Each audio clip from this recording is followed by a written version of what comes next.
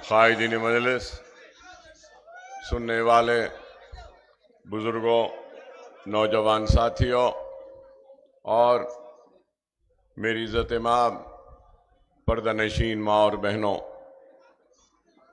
इंतखाबी जलसा है और इंतखाबी सरगर्मियाँ अपने उरूज पर हैं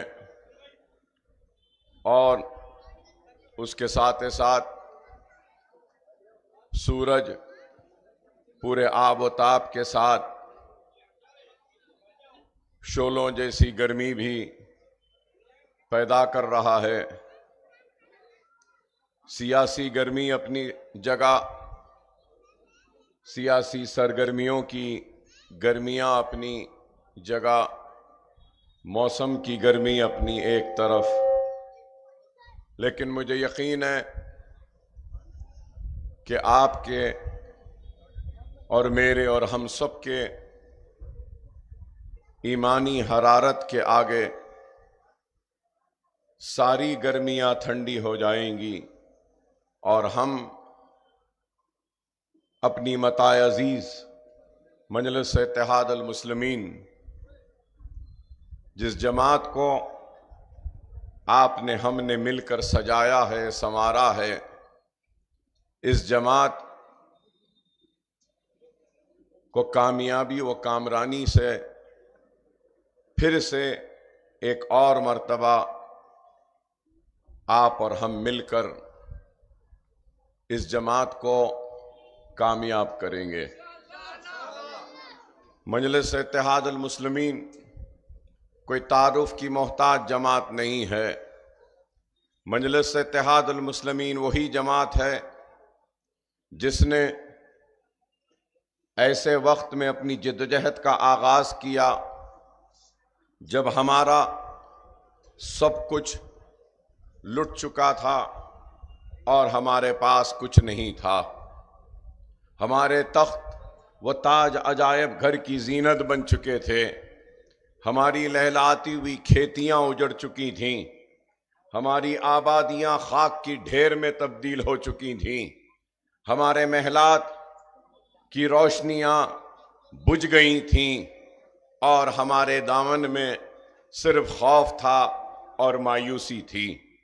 तो ऐसे उस वक्त में अल्लाह फ़ख्र मिल्लत अलैहिर्रहमा की ख़ब्र को नूर से भर दे कि उन्होंने मजलिस इत्तेहाद अल मुस्लिमीन का हिया किया और फ़ख्र मिल्लत अलैहिर्रहमा और उनके साथियों की मेहनत व जिद्दोजहद का नतीजा व सालार मिल्लत और सालार मिल्लत के साथियों की मेहनतों व कोशिशों का नतीजा कि आज आपको हमको एक ताकतवर मजलिस इत्तेहाद अल मुस्लिमीन मिली। मजलिस यूं हुई रातों रात नहीं बनी, बल्कि मजलिस ने एक बड़ा सफ़र तय किया।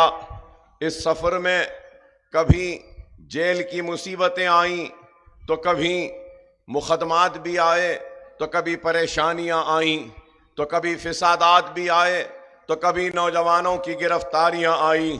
बहरहाल बहुत से मसाइब व मुश्किलात नशे व फराज से गुजरती हुई मजलिस इत्तेहाद अल मुस्लिमीन आज इस मुकाम पर खड़ी है। लेकिन इस मुकाम पर अगर खड़ी है तो इसका सहरा मुझे या किसी और को नहीं जाता, बल्कि इसका सहरा फ़ख्र मिल्लत अलैहिर्रहमा को जाता, उनके साथियों को जाता, सालार मिल्लत अलैहिर्रहमा को उनके साथियों को जाता, वो गरीब मुसलमानों को जाता, वो मजलूम लोगों को जाता है जिन्होंने अपने घरों में चूल्हा जलाए बगैर कौम मिल्लत के घरों में रोशनियों को पैदा करने की कोशिश की। ये सहरा उन लोगों को जाता है जो पंचर जोड़ जोड़ कर मजलिस इत्तेहाद अल मुस्लिमीन को जोड़ते रहे। ये सहरा उन लोगों को जाता जिन्होंने बंडियों को ढकेल कर अपने पसीने से मजलिस इत्तेहाद अल मुस्लिमीन को सेंचा। ये सहरा उन रक्षे वालों को जाता जिन्होंने रक्षों की पैंडलों को मार कर मजलिस इत्तेहाद अल मुस्लिमीन को ताकतवर बनाया और मजलिस को कामयाब करवाया। और मजलिस इत्तेहाद अल मुस्लिमीन ने पलट कर शहर हैदराबाद में न सिर्फ काम किया, मुनज़्ज़म किया, मुत्तहिद किया, बल्कि शहर हैदराबाद में अपने अहिया के वक्त किए गए वादों को पूरा करने की भरपूर कोशिश की।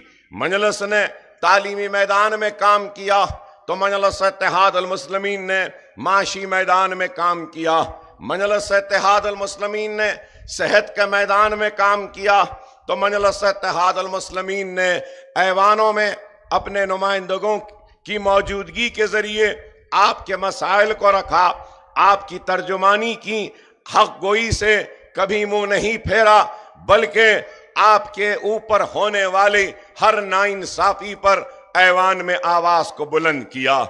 मजलिस इत्तेहाद अल मुस्लिमीन ही थी जिसने अक़लियती फाइनेंस कॉरपोरेशन का क़याम अमल में लाया, तो ये मजलिस इत्तेहाद अल मुस्लिमीन ही थी जिसने अक़लियतों के लिए एक अलहदा मिनिस्ट्री का क़याम अमल में लाया। मजलिस इत्तेहाद अल मुस्लिमीन काम करती रही, सिर्फ जज्बाती तक़ारीर या नारों के जरिए आपका इस्तेसाल नहीं किया, ना आपका इस्तेमाल किया, बल्कि आपके दरमियान में रही और आपके दुख दर्द को दूर करने की कोशिश की। आज मजलिस इत्तेहाद अल मुस्लिमीन की ताकत का नतीजा है कि शहर हैदराबाद फिरका वाराना फिसादात से पाक हो गया और आज शहर में अमन है। लेकिन बाज़ अनासर इस अमन को खत्म करना चाहते हैं और फिर से फिरकावारियत के जरिए अपने सियासी दुकानों को चमकाना चाहते हैं।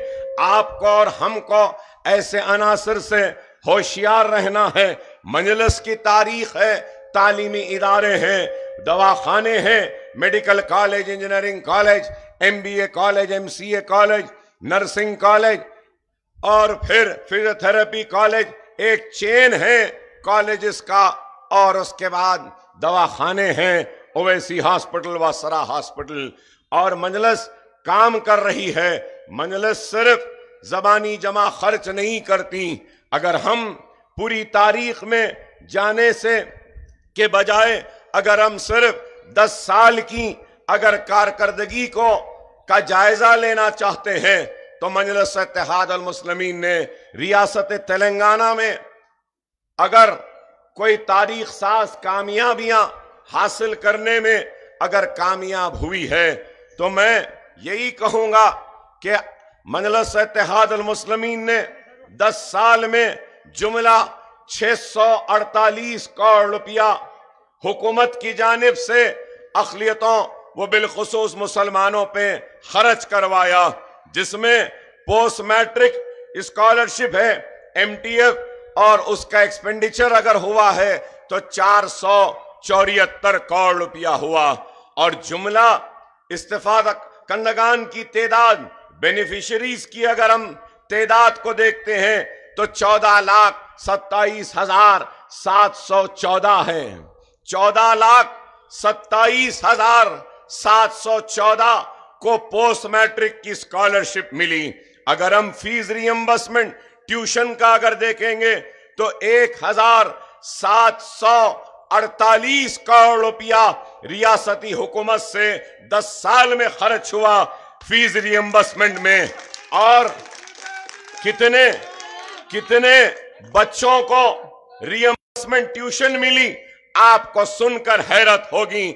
10,01,561 10,01,561 बच्चों को ट्यूशन की फीस दी गई। और उसके बाद प्री मैट्रिक स्कॉलरशिप अगर देखते हैं तो 21 करोड़ रुपया खर्च हुआ। और कितने बच्चों को मिला? 87,225। और अगर फिर हम CM ओवरसीज स्कॉलरशिप को देखेंगे, CM ओवरसीज स्कॉलरशिप अगर देखते हैं तो 492 करोड़ रुपया खर्च हुआ उस पर। और जुमला कितने बेनिफिशरीज रहे, कितने बच्चे CM ओवरसीज से बाहर लंदन, अमेरिका, ऑस्ट्रेलिया, न्यूजीलैंड या दूसरे मुकामात को गए हैं तो उनकी तादाद 3,224 है। और फिर टिमरीज का एक शोबा बनाया गया, तेलंगाना माइनॉरिटी रेजिडेंशियल स्कूल्स। उसमें अगर हम देखते हैं तो उसमें जुमला 10 साल में अगर जो खर्चा हुआ है वो 3,068 करोड़ का खर्चा हुआ, जहां पर करीब 1 लाख बच्चे स्कूल में, जूनियर कॉलेजेस में तालीम हासिल कर रहे हैं। Centre for education and development minority CEDM पर 14 करोड़ रुपये और कितने स्टूडेंट्स का फायदा हुआ?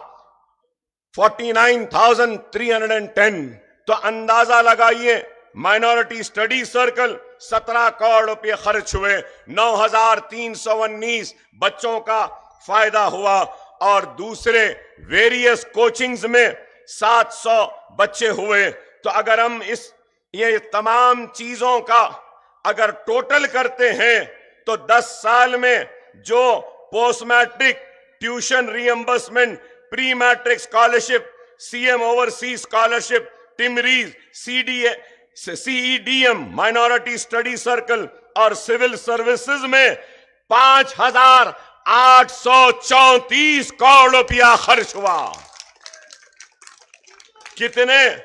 कितने बच्चों का फायदा हुआ? तो उसमें 27,08,693 बच्चों का फायदा हुआ। तो आप अंदाजा लगाइए कि फिर उसके बाद में सवाल होता है कि मजलिस ने क्या किया। अरे आज रियासत तेलंगाना में अक़लियतों वो बिलखुसूस मुसलमानों की आबादी कितनी है? 50 लाख से कम है।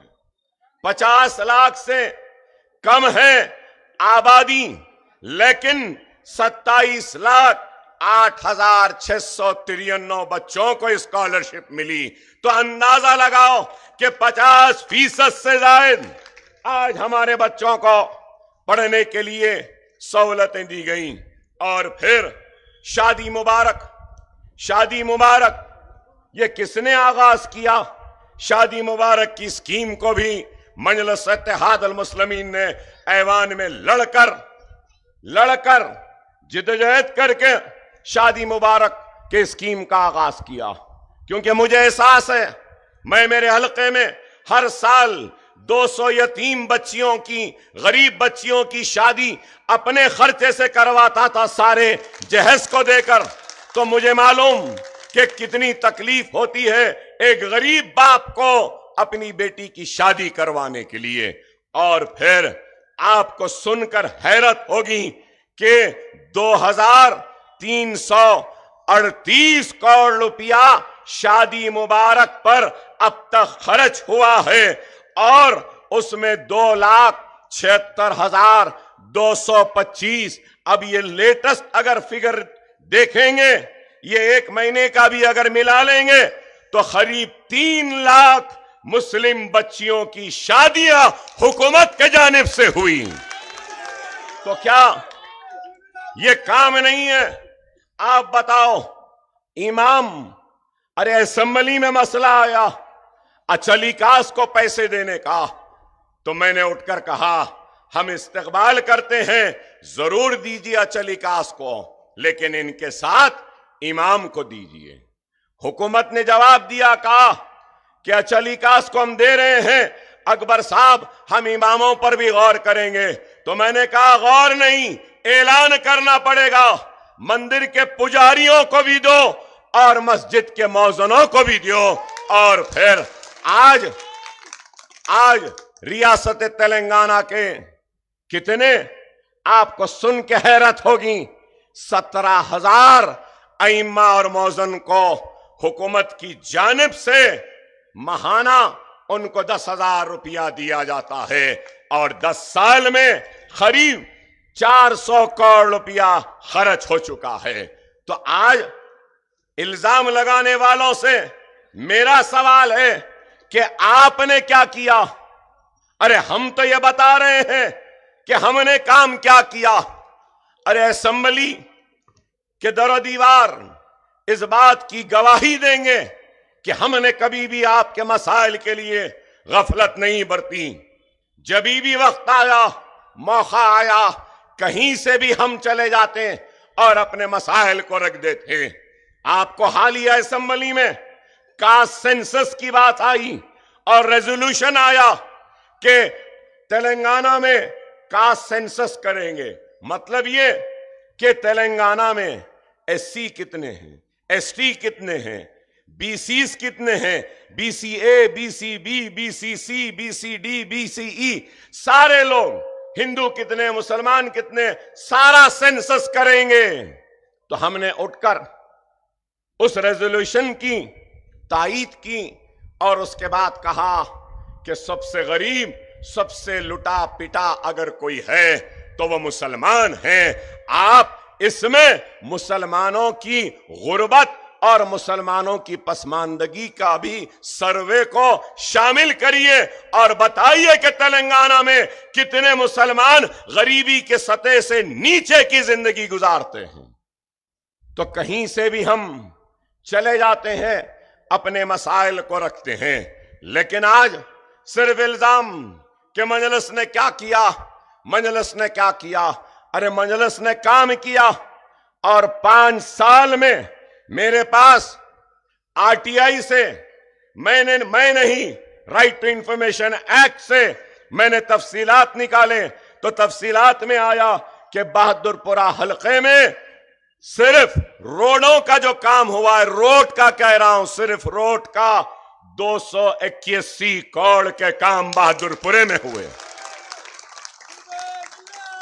और असेंबली में जवाब दिया गया, असेंबली में जवाब दिया गया कि बहादुरपुरा, चंद्रायन गुट्टा, कारवान, याखूतपुरा, चार मीनार, नामपल्ली और हमारे 7 हलकों में कितने काम हुए। तो मिनिस्टर ने उठकर जवाब दिया, कहा कि 14,000 करोड़ के काम हुए 10 साल में। ये मैं नहीं कह रहा हूं, ये हुकूमत असेंबली में बयान देकर तफसीलात लाई है। अरे काम हो रहे हैं, काम होने के लिए वक्त लगता है। ऐसा नहीं है कि कोई भी काम बस आज हो जाए, कल हो जाए। अगर ऐसा होता तो हिंदुस्तान नहीं रहता, यूनाइटेड स्टेट्स ऑफ अमेरिका हो जाता, यूरोप हो जाता, यूके हो जाता, ऑस्ट्रेलिया हो जाता। काम के लिए वक्त, लेकिन इस बात पे गौर करो कि ऐसे फिरका परस्ती और नफरत के दौर में भी हम काम करवाते हैं। तो बताओ कि आपके एक एक वोट की अहमियत को और आपकी एक एक वोट की कदर को हम अदा करने की कोशिश करते हैं। मैं ये नहीं कहूंगा कि इतने काम हो गए तो सब काम हो गए, नहीं। अगर 14,000 करोड़ के काम हुए हैं तो मुझे ये बात कहते हुए कोई शर्मिंदगी नहीं है। 14,000 से जायद अभी हमको और भी हजारों करोड़ के काम करवाना बाकी है, कराना है, कराएंगे काम को। लेकिन आज आपको और हमको इस बात पे गौर और फिक्र करनी चाहिए कि मुल्क के हालात किधर हैं, मुल्क किधर जा रहा है। अगर आज मैं आपके दरमियान में हूं तो 10 साल अपनी कारकर्दगी, 10 साल अपना काम, 10 साल अपने खिदमात को बयान कर रहा हूं और आने वाले 5 साल में हम क्या करेंगे वो भी आपके सामने रख रहा हूं। आज ओवैसी हॉस्पिटल में जनरल वार्ड, असरा हॉस्पिटल में जनरल वार्ड फ्री है, डॉक्टर चार्जेस नहीं है, नर्सिंग चार्जेस नहीं है। असरा ओवैसी हॉस्पिटल में जनरल वार्ड के पेशेंट को 3 टाइम खाना भी दिया जाता है, नॉर्मल डिलीवरी फ्री है, सिजेरियन 6,000 में, कैटरेक्ट का ऑपरेशन फ्री है, खतना फ्री है और दूसरे सर्जरी के पैकेजेस हैं। अरे हम कोशिश कर रहे हैं, सबका सब एक ही वक्त में फ्री नहीं हो सकता, लेकिन यह जरूर है, सालार मिल्लत की ख्वाहिश थी। मुझे बार बार बोलते थे कि मियां असरा दवाखाना गरीबों की एक उम्मीदगाह है, इसके रेट्स को कम रखना, कभी बढ़ाना नहीं। नहीं मालूम कि ये हुक्मरान वक्त के कब उस्मानिया को बंद कर देंगे। सालार की पेशन गोई सही साबित हुई। हम काम कर रहे हैं, इल्जाम लगाने वाले इल्जाम लगाते हैं। असरा की महाना तनख्वाह 4.5 करोड़ रुपया है। ओवैसी की महाना तनख्वाह 4 करोड़ के करीब है और दक्कन मेडिकल कॉलेज की महाना तनख्वाहें 4.5 करोड़ रुपया है। 12 करोड़ तो सिर्फ तनख्वाह में जाती है। कहां से आ रही है बताइए? 25,000 आरोग्यश्री के पेशेंटों को हमने 5 वर्ष में पुराने शहर के बीमार लोगों का इलाज किया। क्या यह काम नहीं है?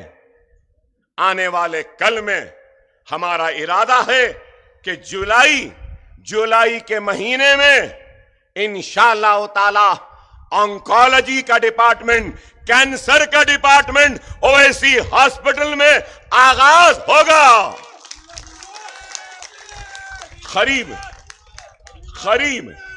100 करोड़ के सरफे से 100 करोड़ के सरफे से इमारत बनाई और 60 करोड़ के सरफे से हम ऑन्कोलॉजी कैंसर के इक्विपमेंट ले रहे हैं, जिसमें पेट स्कैन है, गामा नाइफ है, लीनियाक है और लंग्स के कैंसर के कई आलात हैं जो लंग्स में जाते हैं। और ऐसे आलात हैं कि दावे से कह रहा हूं, यकीन के साथ कह रहा हूं, अपोलो या यशोदा में भी ऐसे जदीद टेक्नोलॉजी के हालात नहीं है जो पुराने शहर के गरीब रक्षे वाले बंडी वालों के जमात मंजलिस के दवाखानों में होंगे। ये काम है, ये काम हम कर रहे हैं। आने वाले कल में भी हम काम कर रहे हैं। आज मेरे हलके में 20,000 गरीब बच्चों के मुफ्त तालीम का इंतजाम है। 20,000 कोई मामूली है? 500 यतीम, 600 के करीब यतीम, 700 ऐसे बच्चे जिनके वालिद ने वालदा को छोड़ दिया, 500 ऐसे बच्चे जिनके मां या बाप में सीरियस इलनेस है, मतलब कि किडनी फेलियर है या कैंसर है, मां या बाप तो वैसे बच्चे हैं। मुझे रमजान में अल्लाह ने मौका दिया तो मैंने मेरे पूरे 600 यतीम बच्चों को बुलाया, उनको 2-2 जोड़े कपड़े दिए, लिफाफे में ईदी दी। तो देने के बाद भी 100 बच्चे खड़े थे तो मैंने गुस्से से रोजे में था मैं, मुझे ये इकरार करते हुए कोई शर्मिंदगी नहीं, गुस्से में मैंने कहा कि यतीम बच्चों को बुलाया गया है। अगर ये बच्चे जो खड़े हैं, अगर तुम में से किसी के बाप का इंतकाल हो गया, बाप नहीं है, तो हाथ उठाओ। 2-3 हाथ उठाए, बाकी नहीं उठाए। मैं 2-3 को ले लिया, चलो इनको भी दे दूंगा। और फिर कहा कि सिर्फ यतीमों को बुलाया था। तो 2 लड़कियां रोती हुई अकबर सर, अकबर भाई बोलकर मुझे बोले तो मैं उन मासूमों की आंख से आंसू को देखकर पिघल गया और मैंने पूछा, बताओ बेटी क्या है? तो उस दोनों मासूम बच्चियों ने कहा, अकबर भाई हमारे बाप का इंतकाल नहीं हुआ, लेकिन 12 बरस हो गए हमने बाप की सूरत नहीं देखी, हमारे मां को छोड़ दिया और इसने कुछ नहीं किया। रो रहे थे, मैं उनको आगे बढ़कर अपने गले लगा लिया और कहा कि तुम्हारा बाप नहीं है, लेकिन तुम्हारे बाप की जिम्मेदारी आज से अकबरुद्दीन ओवैसी निभाएगा। और उनको भी बुलाकर कपड़े दिए। कपड़े देने के बाद जब यतीम सब जा रहे थे तो 10 यतीम बच्चियां रुकी हुई थीं। मैंने पूछा, क्या बात है बीबी, आप क्यों रुकी हैं? आपको तो कपड़े मिल गए, आपको ईदी भी मिल गई। तो बोलने लगी, अकबर भाई हम हमारा दुख, हमारा दर्द किसी को नहीं बोल सकते। हम यतीम नहीं हैं, हमारा बाप है, लेकिन हमारी मां नहीं है। हमारे मां के इंतकाल के 8वें दिन हमारे वालिद ने दूसरी शादी कर ली और 1 महीना नानी के पास, 2 महीने चीचा के पास, 3 महीने एक मामू के पास, 3-4 महीने खाला के पास। हमारी जिंदगी तो मजदूरों जैसी हो गई। इनके घर में रहे, कुछ खाना दे दिए तो खा लेते हैं और घर का सारा काम करते हैं। वो सुनकर मैंने दरियाफ्त किया तो पता चला कि 350 बच्चे 20,000 में से ऐसे हैं जिनके वालिद ने दूसरी शादियां कर दी और बंजारों जैसी जिंदगी वो मासूम बच्चे जी रहे हैं। अब मैं इमारत बना रहा हूं, उस इमारत में ऐसे बच्चों को रखूंगा, खिलाऊंगा, पिलाऊंगा जिनके बाप ने दूसरी शादी कर ली। उनकी परवरिश हम करेंगे, देखभाल हम करेंगे, पढ़ाएंगे हम उनको। ये काम है। अरे ये काम है, ये काम हो रहा है। स्कूल में 2 जूनियर कॉलेजेस हैं। ये साल और 2 जूनियर कॉलेजेस आ रहे हैं। ये साल और 2 डिग्री कॉलेजेस आ रहे हैं। आप बोलेंगे अकबर भाई आप तो सिर्फ चंद्रायन गुट्टे में कर रहे हैं। मेरी बात खराब दिखेगी यहां बैठे कायदीन को। कोई कॉरपोरेटर, कोई एमएलए बनकर गरीब तो नहीं होता मेरे भाई। उसकी जिंदगी में कसम कुर्सी तो नहीं आती, खुशहाली आ जाती है। वो अलग बात है कि उस खुशहाली को आवाम में बांटने वाला अकबर ओवैसी है। काश के यहां बैठने वालों को भी यह सबक मिल जाए कि अपने हिस्से की कुछ दौलत गरीबों, यतीमों, मुस्तहिकीन और जरूरतमंदों को दे दे तो इनको दुनिया भी मिल जाएगी, आखिरत भी मिल जाएगी।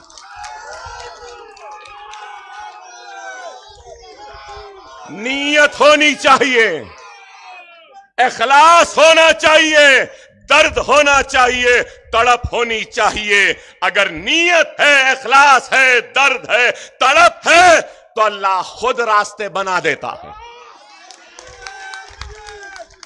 दर्द पैदा करो, नीयत पैदा करो, वो तड़प पैदा करो।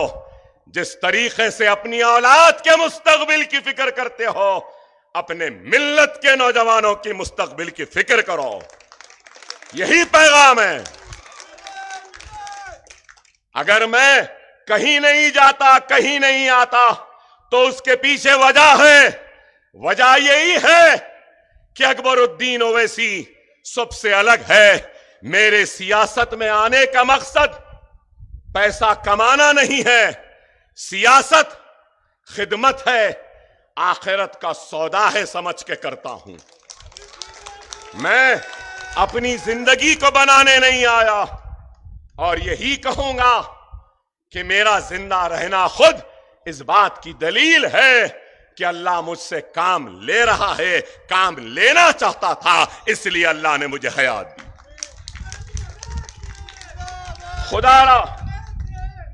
खुदारा कायदीन मजलिस से कहूंगा, अवाम की खिदमत, जमात ये इमामों की इमामत से कम नहीं है। मैं इमामों की जूतियों की धूल भी नहीं हूं, लेकिन जब तक हूं यही समझूंगा और दियानत के साथ, ईमानदारी के साथ, हराम से दूर रहते हुए इज्जत की रोटी कमाकर इज्जत के साथ दुनिया से चले जाऊंगा। किसी पे जुल्म, ज्यादती या हराम या सौदा कर कर किसी से कुछ लूंगा नहीं। खुदारा अल्लाह से डरो, अल्लाह से डरो। यह दुनिया फानी है, नहीं मालूम किसको कब जाना पड़े और जाने का वक्त आ जाए। डरो अल्लाह से। अल्लाह ने मौका दिया तो खिदमत करो और खिदमत के जरिए अपने रूठे हुए अल्लाह को मना लो। मेरे अल्फाज में शायद सच्चाई है, इसलिए आसमान से अल्लाह रहमतों को बरसाने की तैयारी कर रहा है। इल्लल्लज़ीना आमनू व आमिलुस सालिहात, इल्लल्लज़ीना आमनू व आमिलुस सालिहात। अगर तुम्हारा अमल सच्चा वो साले है तो अल्लाह खुद रहमत को बरसाएगा। मतलब क्या? मतलब यही कि अगर तुम्हारे दामन में बीज है तो बीज सच्ची है या नहीं देखो। अगर बीज सच्ची है तो ये देखो, जिस जमीन में तुम सच्ची बीज को बोना चाहते हो, क्या वो जमीन साले है या नहीं। अगर बीज सच्ची है, जमीन साले है, तो अल्लाह खुद अपने रहमत के बादलों को बरसाएगा और सच्ची बीज साले जमीन के सीने को चाह करती हुई अपने कामयाबी के झंडों को गाड़ देगी।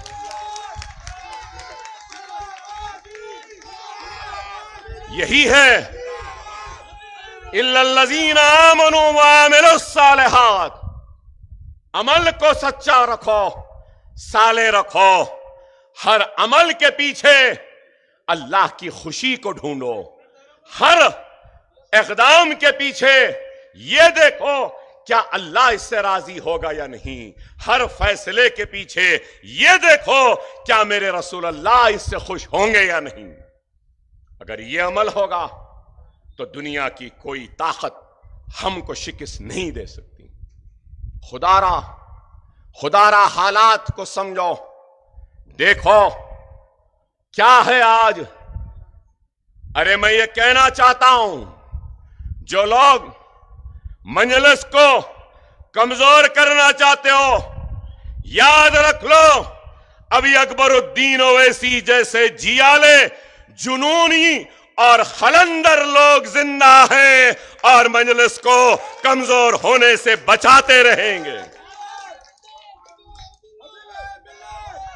अल्लाह और उसके रसूल की कसम, ना मुझे पहले एमएलए बनने की ख्वाहिश थी, ना आज है, ना मुझे अपने बाद अपनी औलाद को बनाने की ख्वाहिश है। अल्लाह उसके रसूल की कसम खा के कह रहा हूं, मेरी ख्वाहिश अगर कुछ है तो किताब और कलम के जरिए अपने कौम के मुक़द्दर को और तकदीर को बदलूं। यही मेरा मकसद है। खुदारा हालात को देखो, मैं खड़े होकर अपनी कारकर्दगी और आने वाले कल में क्या करूंगा बयान कर रहा हूं। लेकिन आप गौर करो, क्या भारतीय जनता पार्टी के वजीर आजम हिंदुस्तान नरेंद्र मोदी क्या आज 10 साल की कारकर्दगी को बयान कर रहे हैं? 10 साल में इन्होंने क्या हासिल किया बयान कर रहे हैं। 10 साल में कितने डैम बनाए बयान कर रहे हैं। 10 साल में कितने सड़कें बनाए क्या बयान कर रहे हैं। 10 साल में कितने स्कूल बनाए क्या बयान कर रहे हैं। 10 साल में कितने दवाखाने बनाए क्या बयान कर रहे हैं। 10 साल में कितने सनत खोले क्या बयान कर रहे हैं। 10 साल में रुपया और डॉलर क्या हाल हो गया क्या वो बयान कर रहे हैं। नहीं, कभी कहते हैं सबका साथ, सबका विश्वास, सबका विश्वास। अच्छे दिन का नारा 2014 में दिए, क्या अच्छे दिन आए? क्या 15 लाख आए? क्या किसानों के अच्छे दिन आए? क्या गौरक्षकों के अच्छे दिन आए? किसी के भी नहीं आए मेरे भाई। आज आप देखो क्या बयान है। रजाकार, घुसपैठी, बच्चे पैदा करने वाले, रिजर्वेशन मुसलमान का खत्म करो। हर कोई कांग्रेस, बीजेपी मुस्लिम रिजर्वेशन की बात कर रही है। मैं कहना चाहता हूं 4% तहफुजात मिस्टर मोदी तेलंगाना में पसमानदा मुसलमानों को दिए गए। पसमानदा, ये भी तो बोल रहे हैं ना, पसमानदा मुसलमान बोल रहे हैं ना मिस्टर मोदी। तो ये पसमानदा मुसलमान को 4% तहफ्फुज़ात दिए गए हैं, लेकिन ये कहते हैं नहीं, मुसलमान मैं जिंदा जब तक हूं मजहब के बुनियाद पे। है चाय वाले, तू जिंदा रहे या ना रहे, मगर मेरी दुआ है, बहुत रिकॉर्ड तेरे साथ है ना, मेरी अल्लाह से दुआ है कि तू 100 बरस जिए, वाजपेयी से भी ज्यादा जिए, ज्यादा जिए, मेरी दुआ है। मगर जब तक मैं जिंदा हूं, अरे हिंदुस्तान का मुसलमान भिखारी नहीं है, भीख नहीं मांगेगा, अपना हक मांगेगा, और किसी का हक अगर छीन के अगर कोई देगा तो हम वैसे हक को भी नहीं लेंगे, हम लौटा देंगे और कहेंगे मुसलमान दिल वाला है, एससी का, एसटी का, बीसी का हक नहीं चाहता, उनका हक उनको दे दो, हमको हक हमारा दे दो, हमारा यही मुतालबा है। बातें सिर्फ नफरत की बातें, बांटने की बातें, तकसीम करने की बातें करते हैं और बोलते हैं कि दूसरा इलेक्शन क्या बोले, चौकीदार याद होगा आपको, सब चौकीदार, नरेंद्र मोदी चौकीदार, अमित शाह चौकीदार, नड्डा चौकीदार, योगी चौकीदार, सब चौकीदार बन गए थे। वाह, क्या चौकीदारी करे।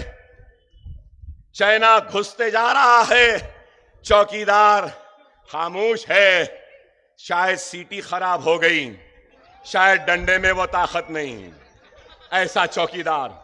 वाह, आप देखो, जवाब है तो दो ना, मैं देता हूं। 10 साल में मोदी हुकूमत अप्रैल 2022 तक 591 हिंदुस्तान के सिपाही जामे शहादत नोश फरमाए। वारे चौकीदारी, 600 के करीब हमारे बहादुर सिपाही शहादत हासिल कर लिए, और ये चौकीदार खड़ा है। क्या चौकीदारी कर रहा है नहीं मालूम, कौन सी चौकीदारी कर रहा है नहीं मालूम। आप अंदाजा लगाओ, इनको मुल्क से कोई दिलचस्पी नहीं है, मुल्क के गुर्बत से दिलचस्पी नहीं, मुल्क की महंगाई से दिलचस्पी नहीं, मुल्क की परेशानी से दिलचस्पी नहीं, इनको दिलचस्पी है तो सिर्फ और सिर्फ अपने कुर्सी से दिलचस्पी है। आज कहते हैं राम मंदिर बना दिया, राम मंदिर इन्हों बनाए, सुप्रीम कोर्ट का फैसला आया, उसके बाद बनी, जजों ने फैसला दिया। अरे अखलाकी तौर से यह कहना था, हम इस मुल्क के गद्दार, वफादारी बार बार साबित करो। इससे बड़ी वफादारी का और क्या सबूत होगा कि हमने पहले कहा था कि हमको अदालत पे भरोसा है, अदालत जो भी फैसला देगा हम उसको कबूल करेंगे। क्या हमने अदालत के फैसले का एहतराम नहीं किया? क्या जजेस के फैसले का एहतराम नहीं किया? क्या सुप्रीम कोर्ट का एहतराम नहीं किया? क्या मुल्क के इस सबसे बड़े कानूनी इदारे के फैसले का क्या हमने एहतराम नहीं किया? अरे जरा शर्म अगर होती थी, और अगर जमीर होता, ज़र्फ होता, अखलाक होते, तो सबसे पहले तुमको चाहिए था कि मैं मुसलमानों का शुक्रिया अदा करता हूं कि इन्होंने इस फैसले को कबूल किया, जिसके बाद आज मंदिर बन गई। काश कहा होता तो हिंदू और मुसलमानों में और मोहब्बत बढ़ती। क्या मेरी बात गलत है? कोई नहीं बनाए, सुप्रीम कोर्ट बनाया। सिर्फ बातें, सिर्फ बातें। आज मुल्क का सबसे बड़ा मसला क्या है? बेरोजगारी। मुल्क का सबसे बड़ा मसला क्या है? महंगाई। मुल्क का सबसे बड़ा मसला क्या है? किसानों की खुदकशी। मुल्क का सबसे बड़ा मसला क्या है? मुल्क में पानी नहीं। मुल्क का सबसे बड़ा मसला क्या है? मुल्क में बिजली नहीं। मुल्क का सबसे बड़ा मसला क्या है? मुल्क में सनतें बंद हो रही हैं। मुल्क का सबसे बड़ा मसला क्या है? रुपये की कदर गिरते जा रही है, डॉलर बढ़ते जा रहा है। मुल्क के ये मसाइल हैं। रोजी रोटी, कपड़ा, मकान, बिजली, पानी, खुशहाली। आप बताओ, मुल्क में दिन को 200 रुपये कमाने वाले 20 करोड़ लोग हैं। कितने? 20 करोड़। 16 करोड़ लोग ऐसे हैं जिनको साफ पानी नहीं मिलता। 1200 बिलियन क्यूबिक लीटर पानी समंदर में जा रहा है। मतलब ये 33% पानी का इस्तेमाल हो रहा है, बाकी पूरा पानी समंदर में। डैम बनाना था, बड़े बड़े तालाब बनाना था, बनाए? एक वक्त बोले थे पहले शौचालय बाद में देवालय। आज भी कई हिंदुस्तानी रेल के पटरियों के पास में ट्रेन में गए तो दिखाई देता है कि कई लोग लाइन से बैठे रहते हैं, फारिग होते रहते हैं। यह है मोदी का इंडिया।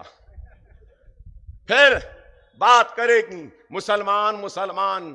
अरे आप क्या करें बताओ?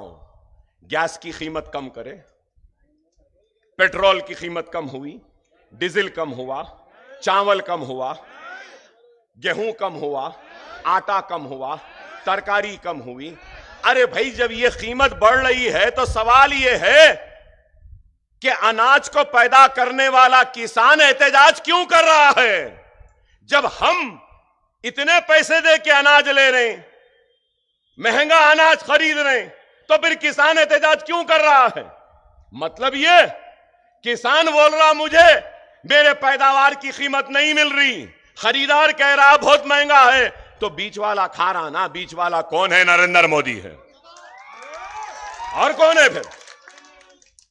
आप बताइए क्या है? कुछ नहीं है इनके पास। सिर्फ क्या? अगर मैं बोलूं तो बोलेंगे अकबर साहब ऐसा बोलते। मैं गलत नहीं बोल रहा हूं।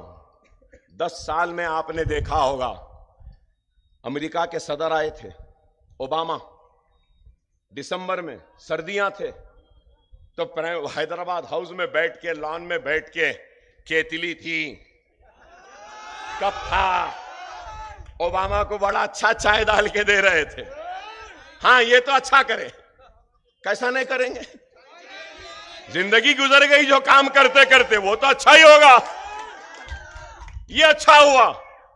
लेकिन आप ये भी देखो, क्या बोलते थे? मैं गरीब घर का गरीब बच्चा, मैं बंडी में चाय बेचता था, रेल के स्टेशन के पास लोग आके कभी कड़क चाय पूछते थे, कभी नरम चाय पूछते थे, कभी ये चाय पूछते थे, वो करते थे। अरे बाबा, बिल्कुल सही है, सबको मालूम आप चाय वाले थे। आज वजीर आजम है। कब तक चाय चाय चाय चाय चाय चाय? चाय की पत्ती, चाय की केतली, चाय का चुल्ला, चाय का चुल्ला, चाय का पत्ती, चाय का पानी, चाय की दूध, चाय चाय चाय चाय। अरे नहीं भाई, चाय वाले थे, अब क्या है? वजीर आजम है। वजीर आजम जैसी बात करो, चाय वालों जैसी नहीं। आज आप बताओ, बंडी के किनारे लगा लिए, पकोड़ा लगा लिए, ये भी रोजी है। और फिर और एक बात बोले थे, याद होगा, और एक बात बोले, प्लास्टिक सर्जरी। गैस पे आता हूं अभी, शुक्रिया। प्लास्टिक सर्जरी बोले, नहीं बोले? प्लास्टिक सर्जरी महाभारत में थी, बोल रहे थी, होंगी भाई, आपका अकीदा है, मैं कदर करता हूं, एहतराम करता हूं। वाहन भी था बोले, गाड़ी भी थी बोले, बोले ना, प्लेन भी था बोले, हाँ था, होगा भाई। मैं मजाक नहीं उड़ा रहा हूं, मैं मजाक नहीं उड़ा रहा हूं, नहीं नहीं नहीं नहीं, मैं मजाक नहीं उड़ा रहा हूं, मैं मजाक नहीं उड़ा रहा हूं, मैं मजाक नहीं उड़ा रहा हूं, मैं मजाक नहीं उड़ा रहा हूं। गलत मत समझिए, फिर बोलेंगे भड़काऊ भाईजान मजाक उड़ा। नहीं नहीं नहीं नहीं, हाँ होंगे भाई, वाहन थे होंगे, हवाई जहाज था होगा, गाड़ियां हवा में उड़ती थी होंगी, सही है भाई, प्लास्टिक सर्जरी थी होंगी, कटे हुए गर्दनों को जुड़ाते थे होंगे, होगा भाई, होगा, आपका अकीदा होगा। हद हो गई। फिर बोले मैं जा रहा था, देखा एक आदमी जा रहा था और देखता हूं कि नाले में पाइप डाल के गैस निकाला। अब आप बताओ, आप बताओ, क्या है, क्या है बोलो आप। आ जाओ बाबा, हमारे पास बहुत नाले हैं, जरा निकाल के तो 1200 से 400 या 200 कर दो गैस को। आइए तशरीफ लाइए। क्या बातें हैं बोलो आप। और फिर बोले मैं तो फकीर हूं, झोला लिया चले जाऊंगा। ओहो क्या फकीर है, देखो आप 10 लाख का सूट पहनता है, फकीर है क्या है। और फिर बोल रहे झोला लिया चले जाऊंगा। अरे अब तो झोला बड़ा हो गया होगा, नहीं झोला नहीं झोले होना है अब तो। कैसा दिन में 3 जोड़े बदलते। हम सुबह में एक पहन के निकल गए तो रात के जलसे तक एक ही में रहते हैं। लोग फूल पिनाते, पसीना बहता, धब्बे लगते, आ जाने दो बोले निकल गए। मगर ये सरकार, ओहो क्या चाय वाला है, सुबह में एक, दोपहर में एक जोड़ा, रात में एक जोड़ा, फिर सोते वक्त सब निकाल के बेहतरीन नाइट सूट। वाह क्या है। फिर देखो तुम्हें गरीब फकीर। अरे भाई मेरे, एक फकीर था बादशाह हो गया इनके वैसा। एक फकीर था बादशाह हो गया, एक बादशाह था फकीर हो गया। लेकिन जो बादशाह था फकीर हो गया ना, उसके फकीरी में भी बादशाहत झलकती थी। उसके फकीरी में भी बादशाह झलकती थी। लेकिन एक फकीर बादशाह हो गया, इसके बादशाहत में भी फकीरी ही दिख रही है। यही है। अरे आप बताओ मेरे भाई क्या है, कुछ नहीं है। तो आज आपको और हमको इस बात पे गौर और फिक्र करनी चाहिए। कहते हैं कि मंगलसूत्र छीन लेंगे। अरे हिंदू भाइयों को छोड़ो, हमारी हिंदू बहन इतनी ताकतवर है, ऐसा कोई हाथ बढ़ाया तो काट डालेगी, अपने मंगलसूत्र की हिफाजत करेगी। बच्चे पैदा कर रही, हाँ कर रही, आप भी करो। किसने रोका? कोई रोका क्या? करो आप भी। अरे सिर्फ बातें। और कहते मुसलमान घुसपैठी है, फुला है। अरे घुसपैठी नहीं है। क्या मैं पूछना चाहता हूं नरेंद्र मोदी, क्या Abdul Kalam missile man of India क्या घुसपैठी थे? फखरुद्दीन अली अहमद क्या घुसपैठी थे? क्या जाकिर हुसैन घुसपैठी थे? क्या मैं पूछना चाहता हूं मदनी साहब क्या घुसपैठी थे? क्या बिनात वाला घुसपैठी थे? क्या इब्राहिम सुलेमान सेठ क्या घुसपैठी थे? क्या सुल्तान सलाउद्दीन ओवैसी घुसपैठी थे? क्या असदुद्दीन ओवैसी घुसपैठी है? मैं 6 इलेक्शन जीत गया, क्या मैं घुसपैठी हूं? अरे ये मुल्क किसी के बाप की जागीर नहीं है। ये मुल्क सबका है। ये मुल्क हिंदू का है, ये मुल्क मुसलमान का है, ये मुल्क ईसाई का है, ये मुल्क पारसी का है, ये मुल्क सबका है। नरेंद्र मोदी, ये मुल्क जितना तेरा है उतना मेरा भी है। ये मुल्क पे माथे पे तिलक लगाने वाले का जितना हक है, सर पे टोपी पहनने वाले का भी उतना हक है। किसी की बाप की जागीर नहीं है हिंदुस्तान। कमजोर समझ रहा है हमको? याद रख ए चाय वाले, हैदराबाद वालों को तू रजाकार कह रहा है। अरे तू कुछ भी बोल ले, डरने या घबराने वालों का नाम हैदराबाद मजलिस या अकबर ओवैसी नहीं है। 3-3 गोलियां पड़े, क्या डर गए? क्या मर गए? 70 मरतबा चाकू से मारे, क्या मर गए? क्या डर गए? जेल में गए, क्या डर गए? अरे चाय वाले तेरे से डरने वाले नहीं है, नहीं है। 13 तारीख के दिन आसमान में क्या रहेगा? पतंग पतंग पतंग पतंग पतंग पतंग पतंग रहेगी। मांझा बेहतरीन सूदियां हो, पतंग फिली हुई है, सिर्फ झुकाना है, फर फर फर फर खींचना है। सलाम वालेकुम।